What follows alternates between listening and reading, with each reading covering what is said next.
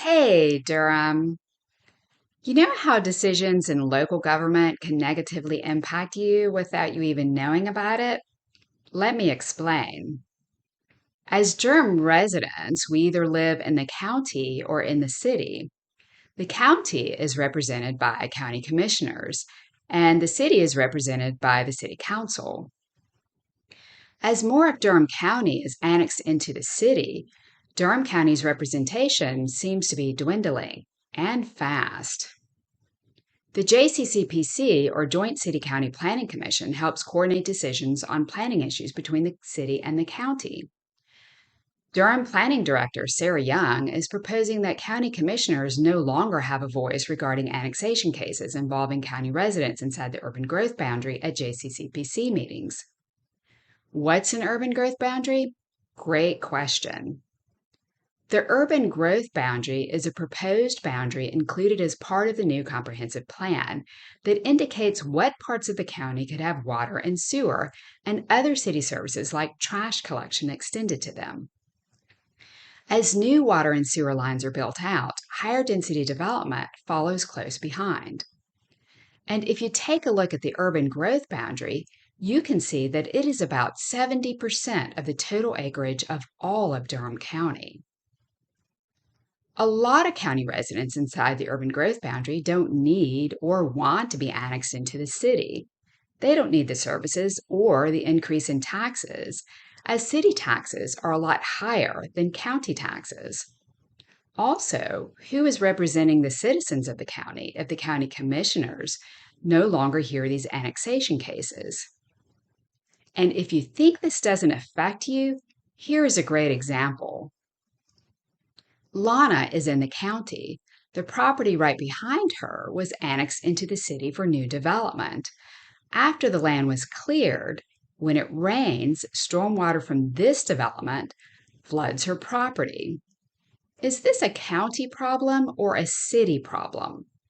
Here is another example. Multiple wells off Junction Road collapsed after dynamite blasting in the adjacent property that was annexed into the city. These county residents have not had potable water for almost 2 years. This comes after their wells failed nearly 2 years ago, and they believe blasting for construction played a part. I don't have any hope because the city doesn't care for us. The ones that damage the wells, they have money, they're developers, and they don't give a damn about anybody. Now the neighbors say about 35 people are sharing one working well, but tests conducted by a local civil engineer show it's contaminated. Is it a county problem or a city problem? According to the mayor, it's a county problem. Yeah, Junction Road.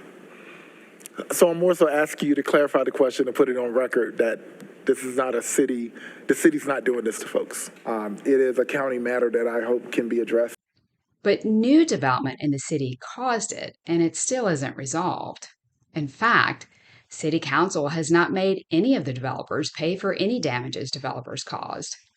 Even though the developers ruined their wells, the property owners would have to get annexed into the city, pay $600,000 to hook onto city water, and pay city taxes and utilities in perpetuity.